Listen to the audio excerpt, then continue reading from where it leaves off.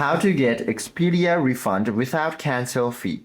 To get an Expedia refund without paying a cancellation fee, you must cancel within the 24-hour grace window, hold a refundable booking, or qualify for an emergency policy exception from the traveler or travel provider. Because Expedia acts as an intermediary agent, they mirror the rules set directly by the airlines, hotels, and car rental companies.